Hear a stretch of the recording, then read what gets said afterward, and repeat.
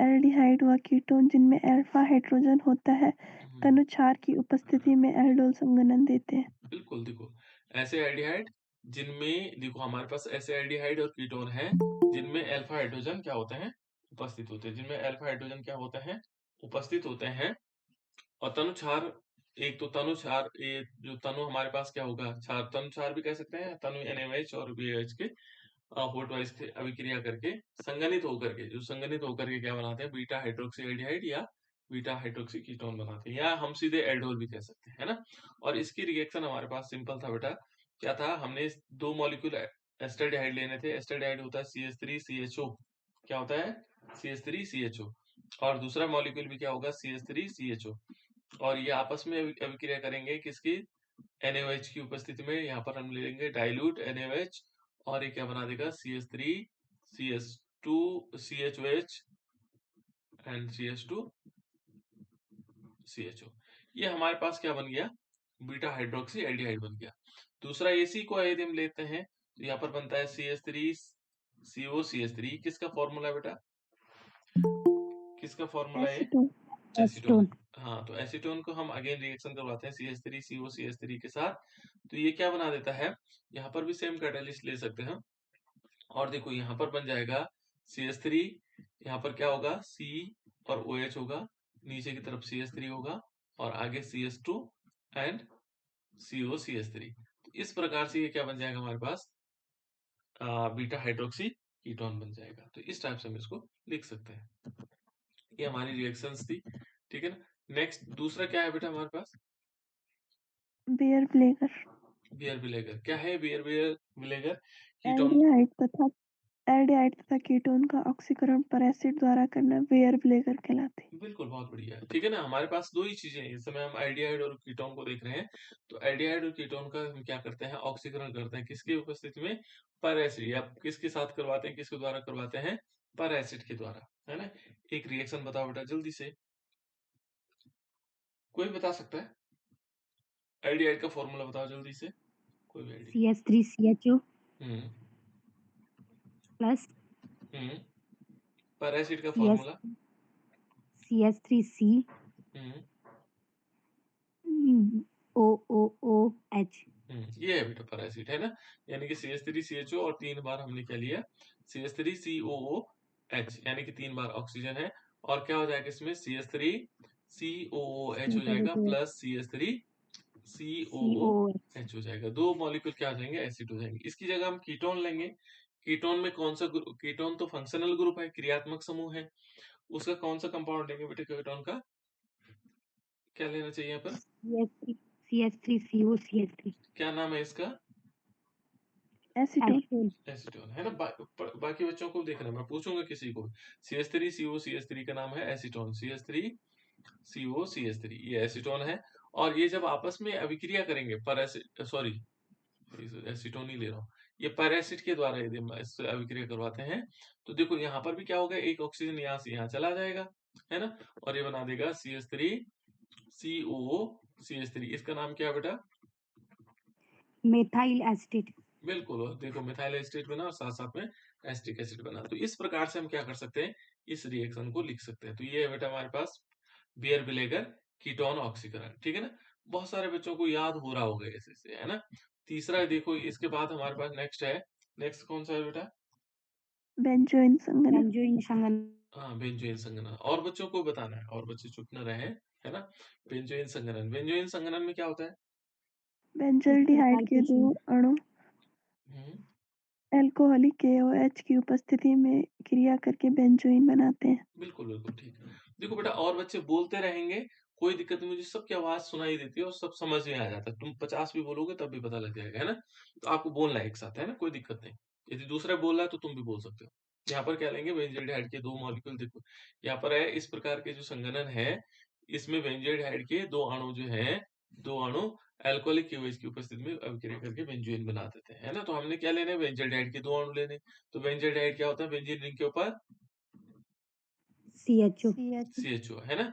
दो मॉलिक्यूल ले लेंगे तो यहाँ पर हमारे पास आ जाएगा CHO, हमने ले लिया, है ना। इस प्रकार से आ जाएगा, देखो बेंजील्डिहाइड है।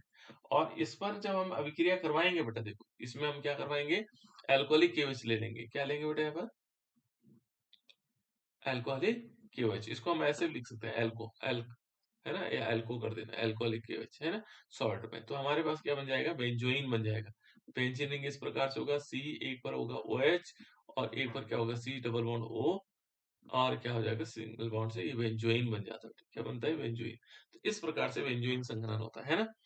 एल्डिहाइड को हम बेंजल्डिहाइड को हम 2 अणु लेंगे और उसको अल्कोहलिक KOH की उपस्थिति में अभिक्रिया करके क्या बना देते हैं, बेंजोइन बना देते हैं। देखो नेक्स्ट हमारे पास क्या है, देखो बेटा नेक्स्ट हमारे पास आता है हाँ बाउवोल्ट ब्लैंक अभिक्रिया। बिल्कुल बाउवोल्ट ब्लैंक अभिक्रिया है ना। बाउवोल्ट ब्लैंक अभिक्रिया में क्या होता है बेटा, एस्टर का अल्कोहल में अपचयन। बिल्कुल एस्टर का अल्कोहल में अपचयन। और यहाँ पर कुछ कैटलिस्ट को अपचायक के रूप में प्रयोग करते हैं, क्या करते हैं, सोडियम और सोडियम अल्कोहल। अल्कोहल। बिल्कुल अल्कोहल और सोडियम। देखो हमने क्या है, एस्टर का अल्कोहल में अपचयन, बस इतनी लाइन याद रखी। और यहाँ अपचायक के रूप में प्रयोग करते हैं सोडियम और अल्कोहल को, है ना, बस 2 चीजें याद रखनी, ठीक है ना। उसको हम क्या बोलते हैं, बाउवोल्ट अभिक्रिया, बाउवोल्ट ब्लैंक अभिक्रिया है ना, ब्लैंक अभिक्रिया, ब्लैंक है ना। ये ब्लैंक वाला सी वाला है ना, के वाला नहीं है, बाउवोल्ट ब्लैंक। तो बाउवोल्ट ब्लैंक अभिक्रिया है और इसके द्वारा ये बन सकता है ना। इसमें क्या करना है, अल्कोहल का एस्टर एस्टर का अल्कोहल में अपचयन हो जाना है ना। तो देखो एस्टर का फॉर्मूला क्या होता है बेटा, एस्टर फंक्शनल ग्रुप क्या होता है, कोई बताएगा फंक्शनल ग्रुप, क्रियात्मक समूह क्या है एस्टर का, फंक्शनल ग्रुप होता है COO ये, है ना, और दोनों तरफ ये फंक्शनल ग्रुप है, इसका क्रियात्मक समूह है। अब इसका एक फॉर्मूला बताओ, एस्टर का फॉर्मूला बताओ बेटा जल्दी। CH3COH। CH3COOH और बताओ बेटा जल्दी से। CH3COO हाँ CH2CH3। बिल्कुल CH2CH3, ठीक है ना। ये देखो हमारे पास ये है एस्टर। देखो एस्टर में दोनों तरफ एल्किल ग्रुप लगे रहते हैं बेटा, इधर भी एल्किल ग्रुप है और इधर भी एल्किल ग्रुप है, ये एस्टर की पहचान है। यदि हमने COOH देखेंगे तो इसमें केवल एक तरफ एल्किल ग्रुप है ना, CH3 लगा देंगे, ये एल्किल ग्रुप। तो ये क्या है, कार्बोक्सिलिक समूह है। ये एस्टर ग्रुप है जिसके दोनों तरफ एल्किल ग्रुप लगे होंगे, ये कार्बोक्सिलिक समूह है। क्या है, कार्बोक्सिलिक समूह। इसमें दोनों तरफ नहीं होंगे बेटा, इस तरफ नहीं होगा, केवल इस तरफ होगा, है ना।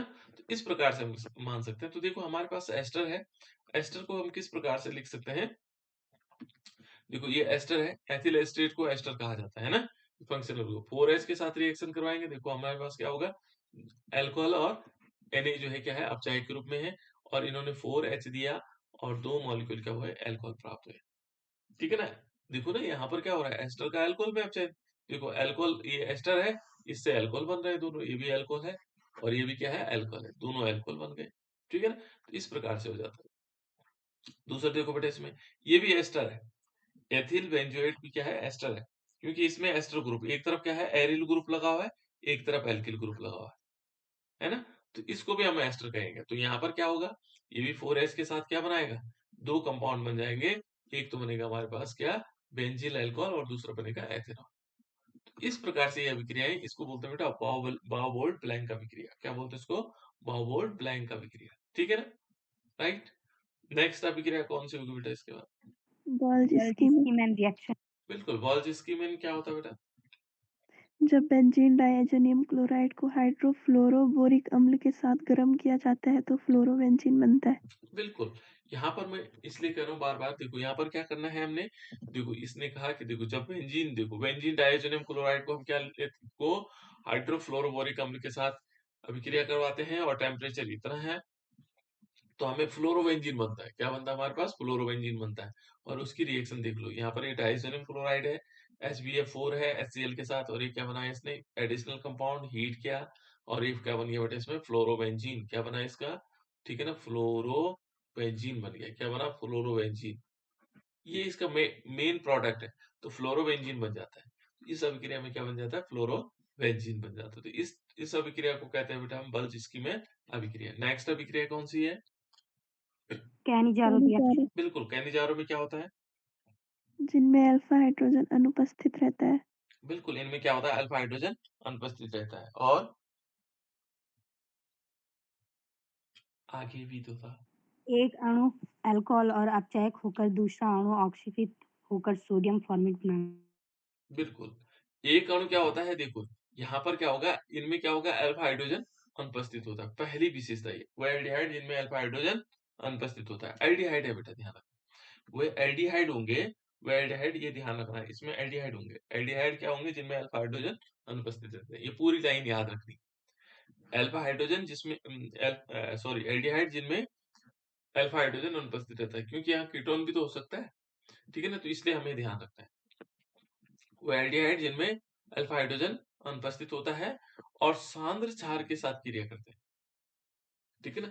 और जिनमें क्या होता है, एक अणु एल्डिहाइड, जो एक अणु क्या होता है, एल्डिहाइड का अणु में अपचयित हो जाता है, और दूसरा क्या होता है, अणु जो है सोडियम फॉर्मेट में ऑक्सीकृत होता है। जो ऑक्सीकृत होगा वो फॉर्मेट बनाएगा, जो अपचयित होगा वो क्या बनाएगा, एल्कोहल बनाएगा।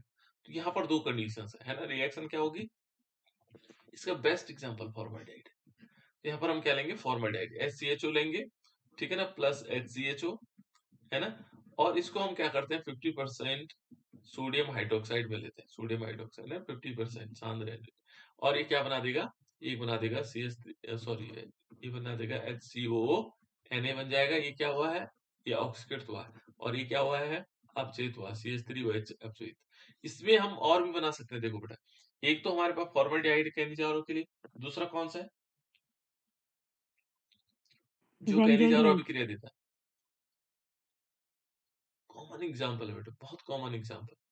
दूसरा कौन सा है जो हमारे पास कौन कैनिजारो अभिक्रिया देगा, बेंजोइल। बिल्कुल बेंजोइल कोड। देखो बेटा, बेंजोइल है जो कैनिजारो अभिक्रिया देता है, CHO, इसके ऊपर CHO होता है ना।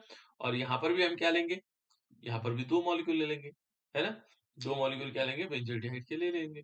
और बेंजोइल क्या करेगा, यहाँ पर लेंगे 50%, फिर सोडियम हाइड्रोक्साइड NaOH, है ना।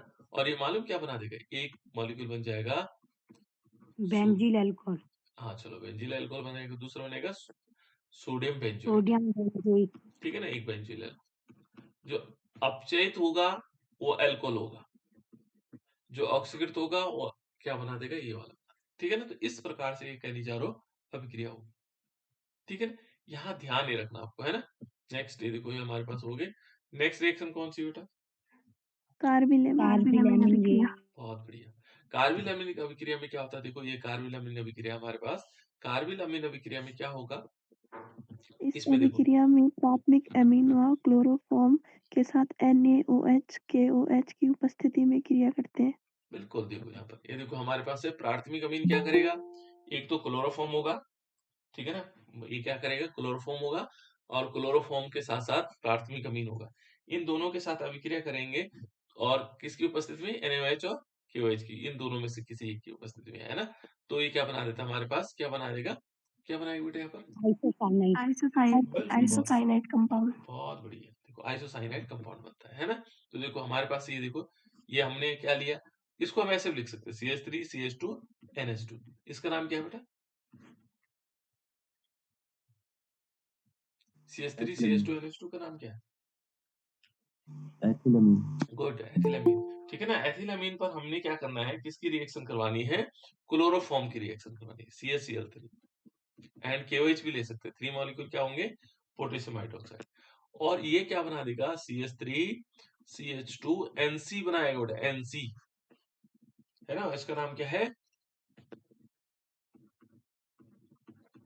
बोलो, C2H5 है,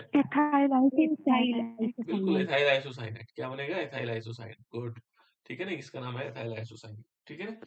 सभी को बोलना है, बोलते रहना, फटाफट लिखते भी रहना उसको, है ना।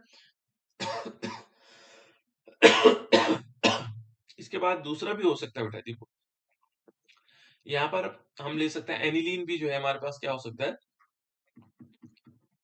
कार्बिल अमीन अभिक्रिया का एग्जाम्पल हो सकता है। तो एनिलीन पर भी हम क्या करेंगे, क्लोरोफॉर्म और 3 मॉलिक्यूल KOH की रिएक्शन करवाएंगे, और क्या बना देगा, ये बेंजीन बन जाएगा, और इसके ऊपर आ जाएगा NC, और plus 3 molecule KCl plus 3H2O, ठीक है ना, इस प्रकार से बन जाएगा। तो ये है बेटा हमारे पास क्या है, कार्बिल अमीन अभिक्रिया। क्या है ये, कार्बिल अमीन अभिक्रिया, इसको हम क्या बोलेंगे, कार्बिल अमीन अभिक्रिया। नेक्स्ट अभिक्रिया कौन सी बेटा, क्लेजन क्लेजन संघनन है ना। क्लेजन संघनन में क्या होता है? इस प्रकार के संघनन में एथिल एसीटेट के दो अणु सोडियम व अल्कोहल की उपस्थिति में एथिल एसीटोएस्टेट बनाते हैं। बिल्कुल, ठीक है ना। यहाँ पर क्या होगा बेटा, हमारे पास दो अणु किसके होंगे? बिल्कुल, किसके होंगे? Ethyl estate. तो एथिल एस्टेट क्या होता है? CH3। ये देखो, ये याद हो जाना चाहिए। जैसे हमें फॉर्मूला मालूम है, तुरंत लिख लिया हमने। दो अणु इसके लिख लो। दो अणु किसके हैं? Ethyl estate. देखो, एक अणु ये हो गया, दूसरा अणु ले लेते हैं CH3COO एंड CH2CH3। और ये दोनों अणु क्या करते हैं? इस सोडियम और अल्कोहल की उपस्थिति में, यहाँ पर ले लो सोडियम और अल्कोहल ले लो, CH3CH2OH। इनकी उपस्थिति में अभिक्रिया करते हैं और क्या बना देते हैं? इथाइल एस्टोएस्टेट बना देते हैं, CH3CO CH2COO C2H5। देखो, ये CH3CH2 है ना। और प्लस एक क्या बन जाएगा? एक बन जाएगा इसमें एस्टिक एसिड, यानी कि CH3COOH। ऐसे बन रहा था, ठीक है ना। ये बन रहा बेटा, देखो, नहीं सॉरी, अल्कोहल बनेगा, CH3CH2OH बनेगा, ठीक है ना। ये अल्कोहल बन जाएगा, एक अल्कोहल बन जाएगा, एक इथाइल एस्टेट बन जाएगा। तो इस प्रकार से ये अभिक्रिया क्या कहलाती है हमारे पास? क्या कहलाती? क्लेजन संघनन कहलाता है। क्लेजन संघनन हम इसको कह सकते हैं ना। और ये क्या बना? इथाइल एस्टोएस्टेट और प्लस एथिल अल्कोहल, ठीक है ना। नेक्स्ट यदि अभिक्रिया देखो बेटा, नेक्स्ट अभिक्रिया क्या थी? Clemmensen Clemmensen reduction. बिल्कुल, क्लेमेंसन रिडक्शन, ठीक है ना। क्या होता है बेटा इसमें? तो फटाफट आप लोगों को याद करना है, जल्दी बताओ क्या होगा इसमें। जब एस्टल्डिहाइड व कीटोन को जिंक एमलगम व सांद्र HCl के साथ अभिकृत करते हैं तो हाइड्रोकार्बन्स में अपचयित हो जाते हैं। बिल्कुल, एल्डिहाइड और कीटोन, यहाँ दो चीजें हैं, हमने क्या देखना है? एक तो एल्डिहाइड है और दूसरा कीटोन है। एक तो क्या है? एल्डिहाइड है और दूसरा कीटोन है।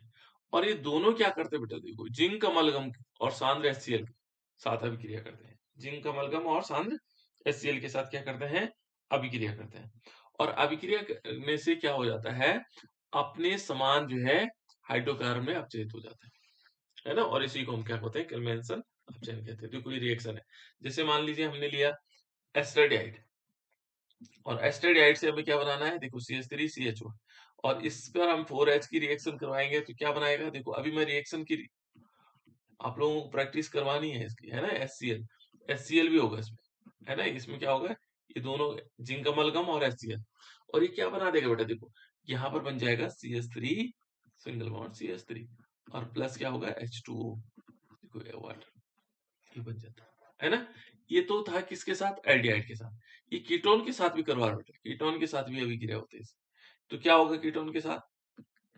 कीटोन के साथ देख लो, यहाँ पर ये है एसीटोन, CH3COC। यहाँ से दो H यहाँ चले जाएंगे, देखो ये चले गए, प्रोपेन बना दिया और H2O निकल गया। जिंक अमलगम और HCl, जिंक अमलगम और HCl, ठीक है ना। तो इस प्रकार से अब मैं आपको ऐसी अभिक्रियाएं लिख करके दूंगा। देखो कैसे, यहाँ पर लिखूंगा CH3 सिंगल बॉन्ड CH3 और प्लस H2O, ठीक है। मैं ऐसे एग्जांपल करके दूंगा, आप लोगों के पास टेस्ट दूंगा, है ना। यहाँ पर लिखूंगा जिंक ऑब्लिक Hg। इस रिएक्शन को एग्जांपल ले रहा हूं, अन्य रिएक्शन भी हो सकती है ना। और यहाँ पर क्या कर देंगे? यहाँ पर लेंगे HCl, और यहाँ क्या कर देंगे? 4H लिख लूंगा, और प्लस इसके बाद यहाँ पर लिखूंगा कौन सा कंपाउंड है।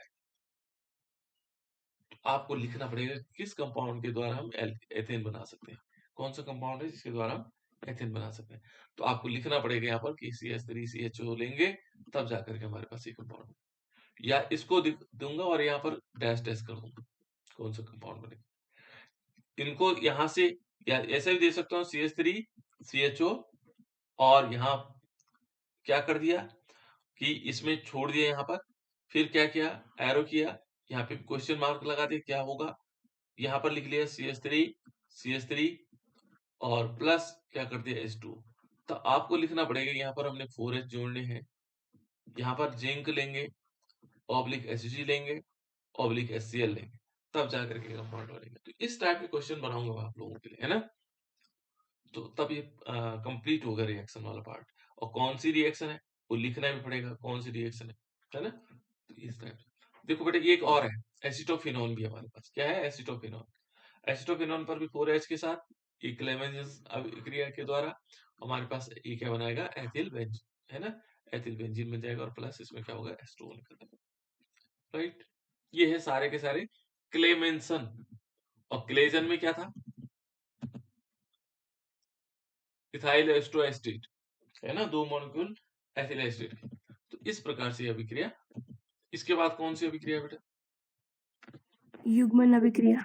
बिल्कुल, युग्मन। युग्मन अभिक्रिया में क्या होता है? एरोमेटिक अमीन्स डायज़ोनियम लवण व फिनॉल से निम्न ताप पर क्रिया कर तीव्र रंगों से युक्त एजोरंजकों का निर्माण करते हैं। ठीक है, यहाँ पे थोड़ी सी चेंजेस करने बेटा। मैं क्या करना है? Diazonium chloride. क्या करना है? Diazonium chloride. ये थोड़ा डेफिनेशन गलत हो गई थी। हम क्या करेंगे? डायजोनियम क्लोराइड लेंगे। क्या लेंगे? Diazonium chloride. Diazonium chloride N2 plus Cl minus होता है ना। और इसकी अभिक्रिया दोनों से करवाएंगे, या तो एनिलीन से करवाएंगे, एनिलीन से अभिक्रिया करके, या फिनॉल से अभिक्रिया करके एजोरंजक बनाते हैं। यहाँ थोड़ा हमें चेंज करना होगा। देखो इसमें क्या करना है? यहाँ पे लिखना है एरोमेटिक अमीन्स, या एरोमेटिक अमीन्स छोड़ करके इसको हटा देना है। यहाँ से शुरू करना है। डायजोनियम लवण, फिनॉल व एरोमेटिक अमीन्स, एरोमेटिक, ये इसको उठा कर क्या ले आओ? एरोमेटिक अमीन से निम्न ताप पर क्रिया करके तीव्र रंजकों से युक्त क्या बना देते हैं?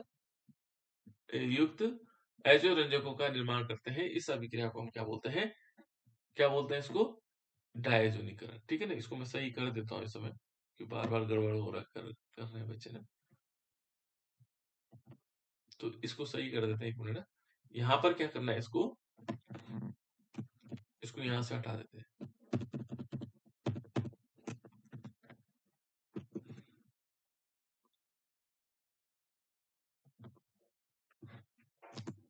यहाँ पे लिखता हूँ डायजोनियम लवण कॉमा करके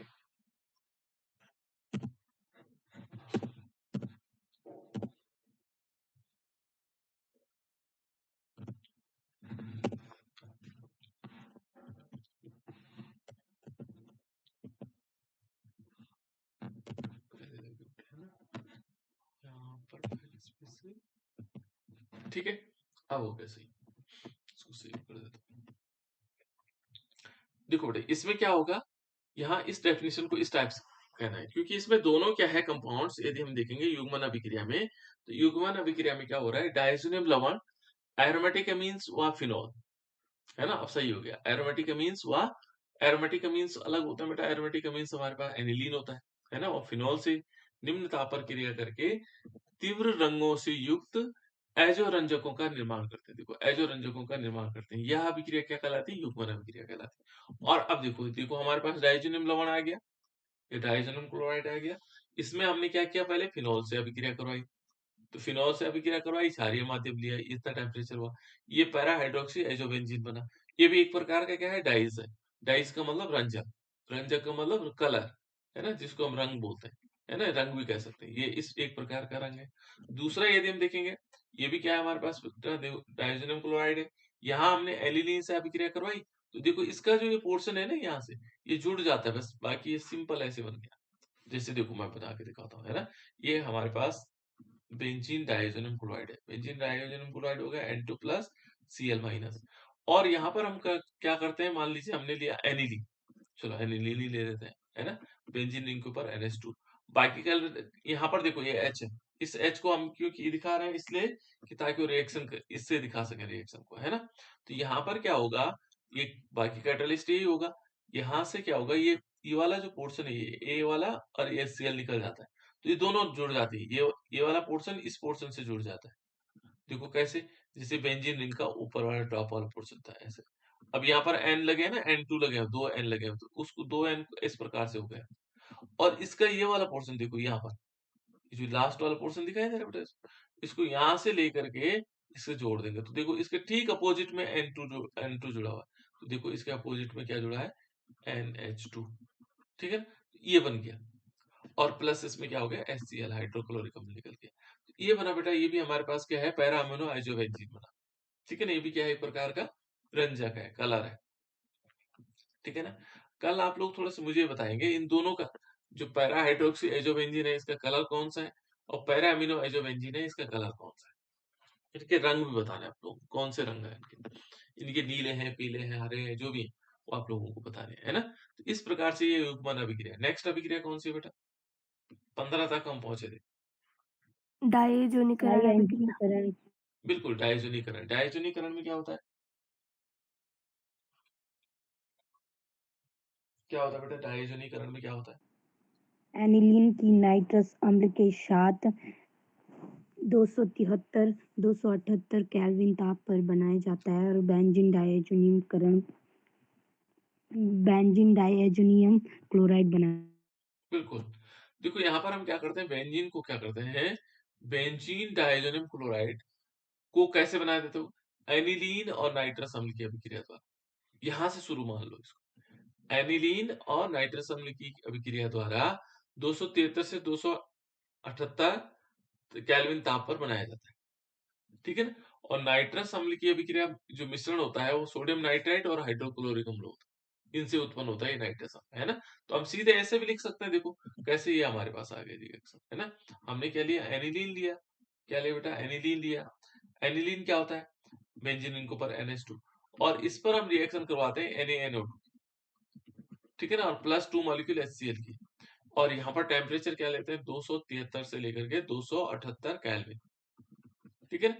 और ये देखो बेटा, ये क्या बन जाता है, बेंजीन डाइज़ोनियम क्लोराइड बन जाता है। क्या बनता है, benzene diazonium chloride, N2 plus Cl minus और प्लस NaCl, ठीक है ना, और प्लस 2 मॉलिक्यूल H2। इस रिएक्शन में कभी कभी क्या होता है, बुक में यहाँ पर इन दोनों की जगह क्या लिखा रहता है, HNO2 लिखा रहता है, तो तब भी ये सही है बेटा, है ना। और इसको कैटालिटिक फॉर्म में दिखाया जाता है, इसको इसके ऊपर दिखाया जाता है, तब भी सही है, कोई दिक्कत नहीं है दोनों प्रकार से, क्योंकि ये इन दोनों से अभिक्रिया करने के बाद पहले ये बनता है, फिर ये जाकर के इससे अभिक्रिया करता है, तब ये इससे अभिक्रिया करता है ना, और तब जाकर के हमारे पास क्या बनते हैं, मॉलिक्यूल। इसको हम ऐसे भी लिख सकते हैं, देखो ये हमारे पास एनिलीन है, बेंजीन रिंग के ऊपर क्या होगा, NH2 लगा हुआ है ना। और इस पर हम क्या दिखा सकते हैं, HNO2 की अभिक्रिया दिखा सकते हैं। और यहाँ पर क्या कर सकते हैं, 273 से लेकर के 278 केल्विन ले सकते हैं। और टाइम यहाँ पर क्या लेते हैं, NaNO2 और प्लस HCl भी ले सकते हैं, है ना, 2 मॉलिक्यूल HCl। तो हमारे पास बेंजीन डाइज़ोनियम क्लोराइड बन जाएगा, क्या बनेगा, बेंजीन डाइज़ोनियम क्लोराइड बन जाएगा, N2 प्लस Cl माइनस, है ना। और प्लस यहाँ पर क्या होगा, तब HCl की रिएक्शन भी होगी, HNO2 प्लस HCl भी होगा इसमें, है ना। तो इस HCl भी दिखाएंगे, एक HCl, है ना, एक तो इसके ऊपर है, तो यहाँ पर दिखाएंगे तो क्या होगा, देखो ये हमारे पास ये बन जाएगा, ये तो N2 प्लस Cl हो गया, और 2H2O बन जाएंगे, 2 मॉलिक्यूल H2O। इस प्रकार से बन सकते हैं, ऐसी वो रिएक्शन हो सकती है ना। तो इसलिए आप लोगों को कंफ्यूजन नहीं करना है इसमें, कहीं किताब में ऐसे लिखा हो तो कोई दिक्कत नहीं, क्योंकि यहाँ पर ये नियम तो ये है कि ये दोनों आपस में अभिक्रिया करते हैं और तब HNO2 का निर्माण करते हैं, ठीक है ना। और एक HCl क्या होता है, एक HCl यहाँ रिएक्शन करता है इसके साथ, तो इस टाइप से ये क्या बना, इसको बोलते हैं हम डायजोनीकरण। सिंपल एनिलीन से बेंजीन डायजोनियम क्लोराइड का निर्माण ही डायजोनीकरण कहलाता है, राइट बेटा। या हम कह सकते हैं बेंजीन डायजोनियम क्लोराइड का निर्माण ही डायजोनीकरण कहलाता है, ठीक, क्लियर। आगे चलते हैं, देखो नेक्स्ट रिएक्शन कौन सी है, डिल्स-एल्डर रिएक्शन। अभिक्रिया। हाँ, ये है डील्स एल्डर अभिक्रिया, है ना, ये डील्स एल्डर अभिक्रिया। तो इस अभिक्रिया में क्या होगा, देखो यहाँ पर दो चीजें हैं, अच्छा मैं सॉरी, क्या चीजें थी बेटा, अल्फा बीटा। अल्फा बीटा क्या, देखो यहाँ पर दो चीजें हैं, अल्फा बीटा असंतृप्त एल्डिहाइड, अल्फा बीटा असंतृप्त एल्डिहाइड, एल्डिहाइड था, और दूसरा किसकी अभिक्रिया, डाइन्स, इन दोनों का क्या होता है, कंजुगेटिव डाइन्स जिसको हम बोलते थे, संयुग्मी डाइन्स, है ना। अल्फा बीटा क्या होगा, एक तो अल्फा बीटा क्या था बेटा, असंतृप्त एल्डिहाइड था, और दूसरा इसमें था कौन सा वाला डाइन, संयुग्मित डाइन, ठीक है ना। इन दोनों से योगात्मक यौगिक बनता है। देखो यहाँ पर क्या है हमारे पास, अल्फा बीटा असंतृप्त कार्बोनिल कंपाउंड हुए, है ना, कार्बोनिल कंपाउंड मींस एल्डिहाइड, है ना। और दूसरा क्या होगा, संयुग्मी डाइन्स, ये देखो संयुग्मी डाइन्स है, ये तो क्या होगा, अल्फा बीटा असंतृप्त कार्बोनिल यौगिक, और दूसरा क्या है, संयुग्मी डाइन्स, इनके मध्य अभिक्रिया होती है और जिसके फलस्वरूप योगात्मक यौगिक प्राप्त होता है, और इसी को बोलते हैं बेटा हम डिल्स एल्डर अभिक्रिया। देखो ये हमारे पास क्या है, ये वाला है अल्फा बीटा असंतृप्त कार्बोनिल यौगिक, देखो इसमें CHO ग्रुप लगा है, इसलिए कार्बोनिल ग्रुप, इस पर हम क्या करवा रहे हैं, संयुग्मी डाइन्स, ये है संयुग्मी डाइन, इन दोनों की अभिक्रिया हुई और 373 केल्विन पर, और ये क्या बना हमारे पास, योगात्मक यौगिक बना, ये इसका नाम है 1 2 3 6 टेट्रा हाइड्रो बेंजोडिआइड, ठीक है ना।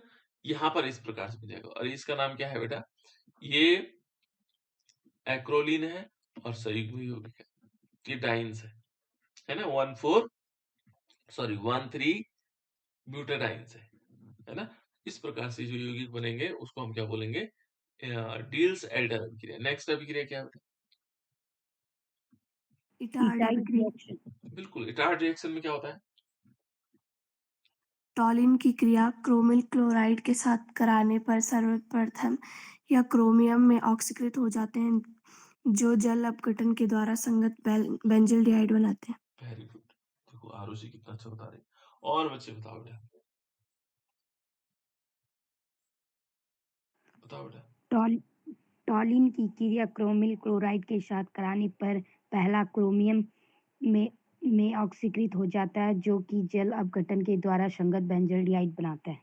बिल्कुल गुड, और कोई, देखो हम लोगों को याद भी करना है ना, फटाफट, बहुत बढ़िया। देखो बेटा हमें याद भी करना है और समझना भी, ठीक है ना, कुछ चीजें हम याद कर लेते हैं फिर समझ लेते हैं, है ना। कभी कभी क्या होता है कि हम पहले समझ याद करते हैं फिर उसको धीरे धीरे समझते हैं, वैसे तो समझना सबसे बेहतरीन है ना। पर यदि माना नहीं समझ में आ रहा तो थोड़ा याद कर लो, फिर कुछ टाइम बाद वो समझ में आने लग जाता है कि इसके साथ ये चीज हो रहा है तो ये सब हो रहा है ना। चलो कोई बात नहीं, दोनों प्रोसेस है ना। तो देखो बेटा यहाँ पर टॉलिन है, टॉलिन की क्रिया जो है जब हम क्या करते हैं, क्रोमिल क्लोराइड के साथ करवाते हैं। देखो यहाँ पर क्रोमिल क्लोराइड का फॉर्मूला है CrO2Cl2, है ना, पूछा जाएगा आप लोगों को, क्रोमिल क्लोराइड टेस्ट भी होता है एक प्रकार का, है ना।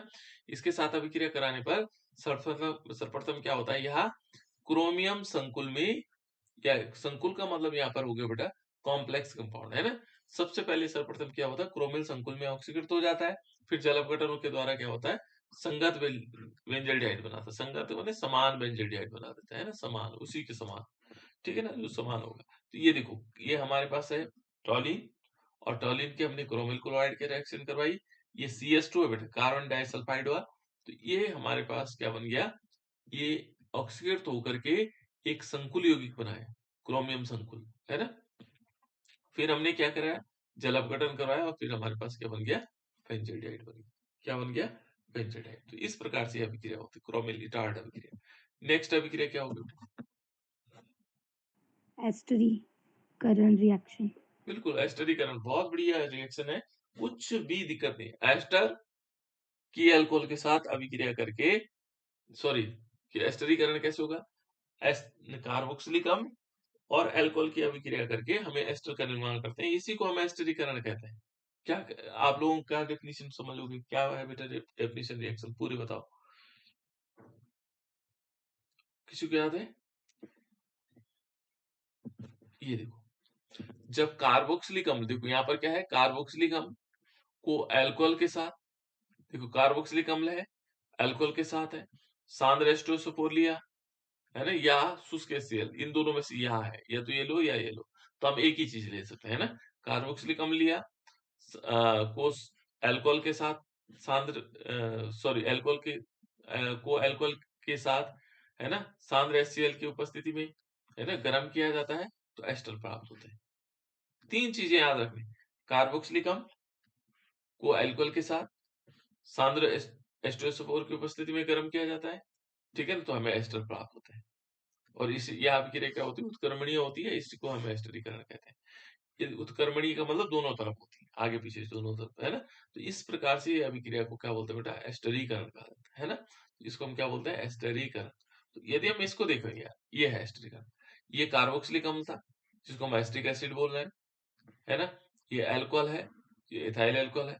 यहाँ पर हमने लिया सांद्र H2SO4 लिया, इसकी जरूरत नहीं थी, शुष्क HCl तब लेते हैं, या तो इसको लो या इसको लो, है ना, तो हम H2SO4 ले लेते हैं, है ना। और ये क्या बन गया, एथिल एस्टेट बना। मैंने सबसे शुरू में भी कहा था कि ये भी क्या है, एक प्रकार का एस्टर है। एस्टर कौन से ग्रुप होते हैं, जिनके दोनों साइड क्या होते हैं, एल्किल ग्रुप होते हैं। देखो ये एस्टर ग्रुप फंक्शनल ग्रुप ही है, इसके दोनों साइड एल्किल ग्रुप होंगे। कभी इधर CH3 हो सकता है, C2H5 हो सकता है, एल्किल का मतलब समझ गए होंगे आप लोग। CH3 हो सकता है, C2H5 हो सकता है ना, C3H7 हो सकते हैं, और आगे सो ऑन सो, ठीक है ना, बहुत सारे हो सकते हैं। तो ये क्या है बेटा, हमारे पास एस्टर बना और साथ साथ में H2O निकली। तो इस अभिक्रिया को हम क्या बोलते हैं, एस्टरीकरण। बहुत इंपॉर्टेंट रिएक्शन है बेटा ये, एस्टरीकरण, एस्टरिफिकेशन, ठीक है। ये देखो, ये एस्टरीकरण किसका है, जब हम बेंजोइक अम्ल का देखो मिथाइल अल्कोहल के साथ, और क्या बना, मिथाइल बेंजोइट बन गया। तो इस प्रकार से हम इन अभिक्रियाओं को कर सकते हैं, हो गया। नेक्स्ट रिएक्शन क्या है, 15 एल्बस अभिक्रिया। है, हाँ बिल्कुल, एल्ब्स, एल्ब्स एल्बस अभिक्रिया, हाँ एल्ब्स अभिक्रिया, है ना, एल्ब्स अभिक्रिया। एल्बस नहीं बेटा पूरा, है ना, ला पूरा नहीं, एल्ब्स, एल्ब्स अभिक्रिया, है ना, एल्ब्स अभिक्रिया। तो एल्ब्स अभिक्रिया में क्या होता है, किसी को मालूम, देखो K2S2O8, K2S2O8 के क्षारीय विलयन के साथ फिनॉल का ऑक्सीकरण से क्यूनोल प्राप्त होता है, ठीक है ना। किसकी उपस्थिति में, देखो K2S2O8 के क्षारीय विलयन के साथ, K2S2O8 के क्षारीय विलयन के साथ, यहाँ पर क्या होगा, फिनॉल का ऑक्सीकरण। देखो दूसरा क्या है, फिनॉल का ऑक्सीकरण। 3 स्टेप में देखो, K2S2O2 के O8 के साथ के क्षारीय विलयन के साथ फिनॉल का के ऑक्सीकरण से, फिनॉल के ऑक्सीकरण से, और तीसरा पॉइंट है कीनोल प्राप्त होता है, क्यूनोल, क्यूनोल प्राप्त होता है ना। देखो 3 स्टेप में है, इसके साथ क्षारीय विलयन के साथ, इसके क्षारीय विलयन के साथ फिनॉल का क्या होता है, फिनॉल के ऑक्सीकरण से, और क्या प्राप्त होता है, क्यूनोल प्राप्त होता है। क्या प्राप्त होता है, क्यूनोल, और ये हमें प्राप्त हो गया। देखो बेटा इस टाइप से हम इसको दिखा भी सकते हैं, 3 स्टेप में हमने तोड़ा। देखो फिनॉल को लिया हमने, फिनॉल का ऑक्सीकरण, देखो इनकी उपस्थिति में कुछ क्षारीय है ना, K2S2O8, और क्षारीय के लिए हमने क्या किया, OH माइनस, जहां क्षारीय दिखाना होता है वो क्या क्या कर सकते हैं, OH माइनस, है ना, की उपस्थिति में। ये देखो, और ये क्या है, क्यूनोल, ये क्यूनोल ये है। तो दूसरा कंपाउंड है, ये कैटाकॉल है, इसको हम क्या बोलेंगे, कैटाकॉल। और ये क्या है, क्यूनोल है, क्यूनोल प्राप्त, पैरा क्यूनोल प्राप्त होता है ना। तो इस प्रकार से इस अभिक्रिया को हम क्या बोलते हैं, क्या बोला जाता है बेटा इसको, एल्ब्स अभिक्रिया। क्या बोलते हैं, एल्ब्स अभिक्रिया। ये हमारे पास एल्ब्स अभिक्रिया होगी, क्लियर। बस आज हम 15 रिएक्शन याद करेंगे और इनका रिवीजन भी करेंगे, है ना। नेक्स्ट बेटा देखो, अब पहले क्या हो रहा था, 5 रिएक्शन में पूरा 1 घंटा लग रहा था, है ना। अब हमें कितना कम समय लग रहा है, बहुत कम समय लग रहा है। तो ये ध्यान रखना, जैसे जैसे अभी 55 रिएक्शन हम एक ही घंटे में पूरी रिवाइज कर देंगे, क्योंकि जब हमें याद हो जाता है तो हम फटाफट पढ़ लेते हैं, हाँ इसका मतलब ये हुआ, इसका मतलब ये हुआ, है ना। ये यहाँ पर ये चेंजेस हो रहे हैं, तो ऐसे हमने क्या करना बेटा, इसमें फटाफट याद भी करना है। इंपॉर्टेंट क्वेश्चन का रिवीजन कर रहे थे हम।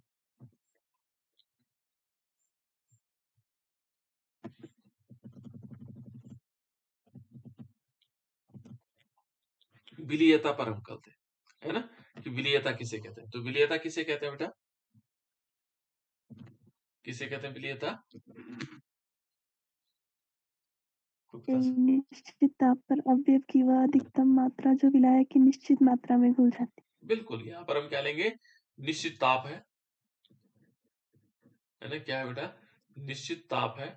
इसको समझना है। देखो निश्चित सॉरी गड़बड़ हो गया, निश्चित ताप है ना? चलो निश्चित ताप है। एक तो ताप क्या है? निश्चित है। दूसरा क्या है? निश्चित मात्रा है। किसकी निश्चित मात्रा है? हमारे पास विलायक की निश्चित मात्रा है। ठीक है ना? उसमें घुलने वाली अधिकतम मात्रा, विलेय की अधिकतम मात्रा कितनी घुल सकता है? निश्चित ताप पर और निश्चित आयतन पर, है ना? कितनी मात्रा जो है विलेय की घुल जाएगी, वो उसकी विलेयता कहलाती है ना? तो यदि हम टेक्निकली देखेंगे तो ये समझ भी गए कि हमने क्या लिया? निश्चित ताप लिया, है ना? और निश्चित मात्रा ली किसकी? विलायक की। और उसमें हमने क्या किया? अधिकतम कितना विलेय घोला, वो उसकी विलेय उस विलेय की विलेयता कहलाएगी। है ना? तो विलेयता क्या है? देखो बेटा यहाँ पर ये कहता है कि निश्चित ताप पर विलायक की निश्चित मात्रा, देखो विलायक की निश्चित मात्रा में घुले हुए पदार्थ की अधिकतम मात्रा जो होगी, पदार्थ की विलेयता कहलाएगी, ये विलेय की विलेयता कहलाएगी। है ना? जो पदार्थ हम घोलेंगे वो क्या कहलाएगी? उसकी विलेयता कहलाएगी। तो बहुत सिंपल है। दूसरा बेटा देखो, विलेयता को प्रभावित करने वाले कारक है। देखो ठोसों की विलेयता, यहाँ अलग अलग चीज है। एक तो ठोस होते हैं, देखो ठोस भी घोले जाते हैं। ठोस को हम क्या करते हैं? द्रव में घोलते हैं। ठीक है ना? दूसरा क्या करते हैं? द्रव में द्रव को घोलते हैं बेटा, द्रव को द्रव में घोल लेते हैं। हमारे पास ये भी है, हम पानी को पानी में घोल लेते हैं। कैसे घोलते हैं? पानी का मतलब यहाँ पर एक तो H2O है ना? और एक ले लें एथाइल अल्कोहल, दोनों ही लिक्विड फॉर्म है। पानी को पानी में नहीं घोला जा सकता, इथाइल अल्कोहल को हमने क्या किया?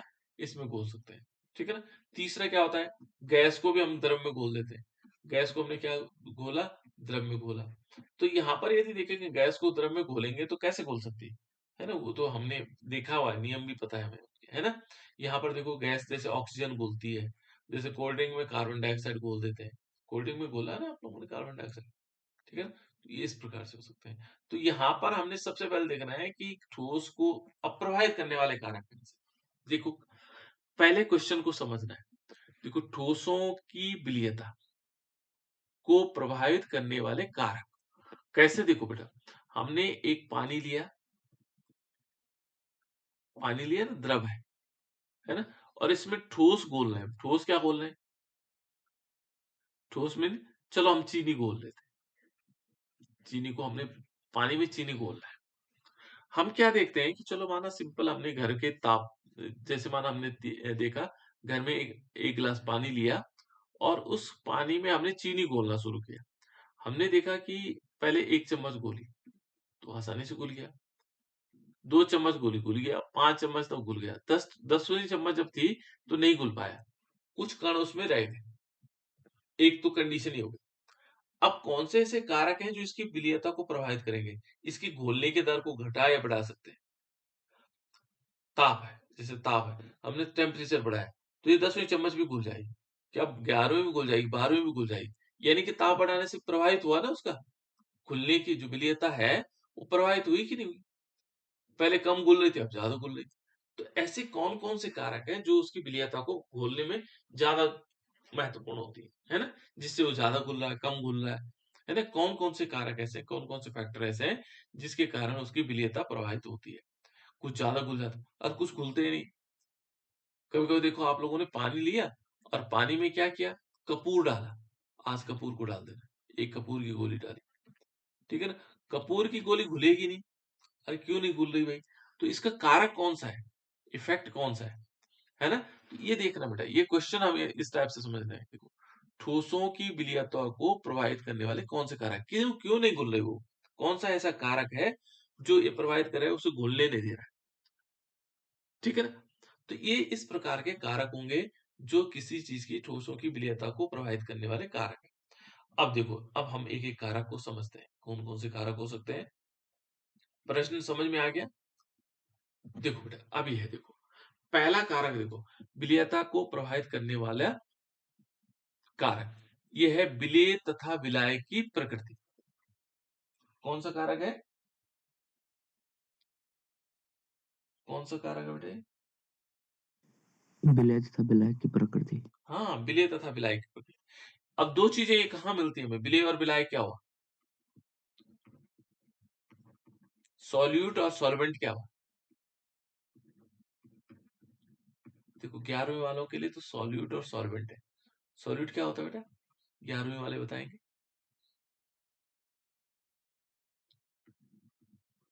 क्या बेटा सॉल्यूट? 11th के बच्चे बताओ। सॉल्यूट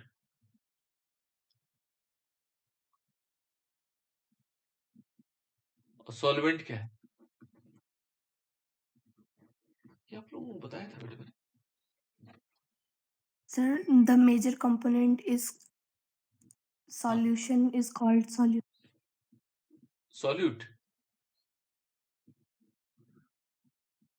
देखो बेटा minor component of the solution, यहाँ पर हम सिंपल एक चीज देखेंगे, minor component of the solution. जो सॉल्यूशन का माइनर कंपोनेंट है वो सॉल्यूट है, और major component of the solution is called solvent, है ना? यहाँ पर जो कम मात्रा में होता है, विलयन की जो कम मात्रा में होगा जो चीज मिली हुई, उसको हम विलेय बोलते हैं, और जो अधिक मात्रा में होते हैं उसको विलायक बोलते हैं। ठीक है ना, ये चीज ध्यान रखना आप। ठीक है ना, यहाँ पर ये मेजर कंपोनेंट है, मेजर में नहीं ज्यादा मात्रा में मिले, तो ये विलेय और विलायक है। अब विलेय और विलायक हम अलग अलग चीजों से मिल करके बनाते हैं, है ना? दो चीजों को मिल करके तो विलयन बनता है ना? दो दो पदार्थों को मिला देते हैं, और चीनी और पानी का एग्जाम्पल हमारे पास बहुत ही अच्छा रहता है ना? यहाँ पर यदि हम चीनी और पानी को मिला देते हैं तो हमारे पास सॉल्यूशन बन जाता है, जो घरेलू सॉल्यूशन होता है। अब देखो बेटा यहाँ पर कह रहा है कि ठोसों की विलेयता को प्रभावित करने वाले कारक कौन सा है? विलेय तथा विलायक की प्रकृति। पहले हमें देखना होगा विलेय क्या है, विलेय की प्रकृति क्या है, विलायक की प्रकृति क्या है, उनका नेचर देखना होगा, है ना? तो ये देखो प्रत्येक ठोस जो है, देखो प्रत्येक ठोस दिए गए द्रव में नहीं घुलता है। मान लीजिए मैंने कहा एक द्रव दिया है हमने, है ना? इसमें हमने कहा चीनी, देखो चीनी के छोटे छोटे क्रिस्टल होते हैं, है ना? छोटे छोटे कण होते हैं, डाला तो घुल गया। कपूर को हम छोटे छोटे टुकड़े बना दो, उसको डालो तो नहीं घुलेगा। ऐसा क्यों हुआ? ऐसा नहीं होना चाहिए था। तो ऐसा कौन सा कारक है ना? तो एक कारक है, देखो इनकी प्रकृति, ये विलेय और विलायक की प्रकृति। इसका विलायक कैसा है, यहाँ पर यदि देखोगे, इसकी जगह हम क्या लेंगे, देखो यहाँ हमने चीनी लिया, ये क्या था, पानी लिया, है ना? ये क्या लिया हमने, कपूर लिया। कपूर जानते हैं आप लोग, कपूर लिया, और ये नैप्थलीन बोलते हैं इसको हमारी भाषा में, रसायन विज्ञान की भाषा में नैप्थलीन होता है बेटा, है ना? और चीनी लिया जिसको हम सुक्रोज बोलते हैं, यहाँ पर हम सुक्रोज बोलते हैं, चीनी नहीं बोलते हैं, सुक्रोज बोलते हैं, है ना? चीनी को डाला घुल गया, इस कपूर को डाला पानी में नहीं घुला। फिर हमने क्या लिया, हमने कहा चलो छोड़ो ऐसे रहने दो। फिर ये हमने बेंजीन लिया, क्या लिया, क्या लिया बेटा, बेंजीन, है ना? C6H6 लिया, ये भी लिक्विड होता है ना? हमने चीनी डाला, नहीं घुला। अब ये चीनी नहीं घुल रही, ये कौन सी कहानी हो गई? देखो चीनी नहीं घुल रही, अब यहाँ घुल रही थी ऊपर वाले, ये तो घुल रही थी, ये नहीं घुल रहा था इधर, है ना? अब हम यहाँ क्या कर रहे हैं, इसमें कपूर डाल रहे हैं, तो कपूर ही घुल जा रहा है। इसका मतलब कुछ इनके गुण ऐसे हैं जिसके कारण एक दूसरे में घुल रहे हैं। तो ये है बेटा इनका प्रकृति, इनका नेचर, विलेय और विलायक की प्रकृति। यहाँ पर जो पानी है ये कैसा है, ध्रुवीय प्रकृति का, पोलर नेचर है। कैसा है, ध्रुवीय प्रकृति। कैसी प्रकृति है इसकी, ध्रुवीय। ये क्या है बेटा, ध्रुवीय प्रकृति है। कैसी प्रकृति इसकी, ध्रुवीय प्रकृति। किसकी, पानी की। यहाँ पर देखोगे कपूर कैसा है, अध्रुवीय है। कैसा है, अध्रुवीय, इसमें ध्रुव नहीं बनाता, अध्रुवीय है ना? ये चीनी क्या है, ये भी ध्रुवीय होता तो अध्रुवीय है, लेकिन इसमें हाइड्रोजन बॉन्डिंग और कुछ ऐसा बन जाता है तो ये घुल जाता है। देखो यहाँ लिखा हुआ है, कुछ पदार्थ जैसे शर्करा, ग्लूकोज, स्टार्च, अल्कोहल आदि जल में विलय होते हैं। इसका कारण अणुओं के बीच हाइड्रोजन बंधों का बनना है, एक कारण भी लिखा हुआ है। ठीक है ना, चीनी इसमें घुल रही है तो अध्रुवीय, लेकिन यहाँ पर क्या है, इसके साथ ये हाइड्रोजन बॉन्ड बनाता है, इसलिए घुल जाती है। तो अब देखो इसका नियम क्या है, विलेय और विलायक। देखो इनकी प्रकृति क्या है, प्रत्येक ठोस में दिए गए द्रव में नहीं घुलता है। जैसे देखो NaCl, KCl आदि ध्रुवीय पदार्थ हैं, और ध्रुवीय विलायक जल में घुल जाते हैं। देखो KCl और NaCl किसमें, जल में घुल जा रहे हैं। जबकि देखो, जबकि अध्रुवीय पदार्थ, अध्रुवीय जैसे नैप्थलीन है, अध्रुवीय बेंजीन में ही घुलता है। इसका मतलब क्या है, समान-समान में घुलता है। ये समान-समान को घुलता है। ये इसका मतलब जो ध्रुवीय पदार्थ होगा, ध्रुवीय में घुलेगा, अध्रुवीय पदार्थ होगा, किसमें घुलेगा? अध्रुवीय पदार्थों में घुलेगा। देखा होगा आप लोगों ने, एक सिंपल एग्जांपल हमारे पास आता है। हम घर में क्या करते हैं? माना आपके कपड़ों पे पेंट लग जाए। क्या लग जाए? पेंट लग जाए। तो आप साबुन से धुलो उसको। धुल जाता है? धुलेगा ही नहीं। थोड़ा-सा मिट्टी का तेल लगा दो इसमें, तुरंत घुल जाएगा, गायब हो जाएगा। तो ये क्या कारण है? पानी भी वैसे था, मिट्टी का तेल भी वैसे था, या तारपीन का तेल हो, या जो हमारे पास थिनर हो, तो थिनर से आसानी से। दूसरा नेल पॉलिश है। नेल पॉलिश को ऐसा करो, पानी से बहाओ तो नहीं बहेगी। नेल पॉलिश आपने लगाई और उसके बाद पानी से धुला तो नहीं बहेगी। लेकिन इसकी जगह थिनर ले लोगे, थिनर भी तो पानी की तरह दिखाई दे रहा है। थोड़ा-सा डालोगे तो घुल करके साफ। इसका मतलब क्या है? इनमें जो ध्रुवीय पदार्थ होगा, वो ध्रुवीय विलायकों में घुल जाएगा, और जो अध्रुवीय पदार्थ होगा वो अध्रुवीय विलायक में घुल जाएगा। केवल कुछ क्या है इसमें, यही याद रखना बेटा, है ना? ये मेन पहला क्या है, जो विलेय और विलायक की प्रकृति है। तो यहाँ पर एक लाइन याद रखोगे कि देखो, समान समान को घोलता है, यानी कि ध्रुवीय पदार्थ ध्रुवीय विलायकों में घुलते हैं। ठीक है ना? अध्रुवीय पदार्थ अध्रुवीय विलायकों में घुलते हैं। बस ये याद रखना। यहाँ पर क्या होगा, थोड़ा सा ये अपवाद के रूप में है कि कुछ ठोस पदार्थ जैसे शर्करा, ग्लूकोज, स्टार्च, अल्कोहल आदि जल में विलेय होते हैं, और इसका कारण बताया उसने, इसका कारण है हाइड्रोजन बंध। ठीक है ना? इनके बीच हाइड्रोजन बंध बन जाता है, तो इसलिए क्या होते हैं, वो उसमें घुल जाते हैं।